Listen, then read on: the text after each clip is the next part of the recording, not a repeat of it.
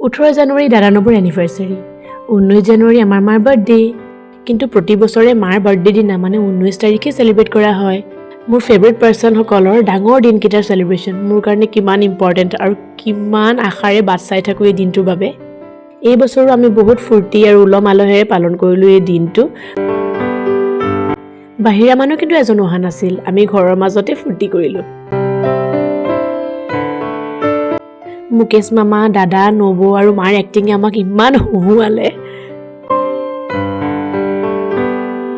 অকল ঘৰৰ মানুহখিনি আছিলোঁ বুলিয়ে বেছি ফূৰ্তি কৰা হ'ল, কাৰণ বাহিৰা মানুহ আহিলে তুমি মন খুলি পিনে ফূৰ্তি কৰিব নোৱাৰোঁ। এক্টিং দেখি আকৌ আমাৰ ৰিমঝিমৰ হাঁহি কোবতে তত নাই। আমাৰ বান্ধৱীৰো খুব ফূৰ্তি, ইমান যে এক্সাইটেড তাই। কেক কাটিঙৰ পিছত আমি হাঁহি ফূৰ্তিৰে স্নেক্স খালোঁ।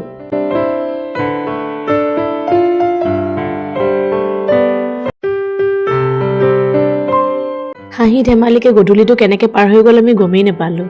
তাৰপাছত দেৱৰ্ষী আহিলে, দেৱৰ্ষীয়ে ডিনাৰ কৰিলে। আমি অলৰেডি ডিনাৰ কৰিয়ে লৈছিলোঁ। তাৰপাছত দেৱৰ্ষী, মই আৰু বান্ধৱী আমি ঘৰলৈ গুচি আহিলোঁ।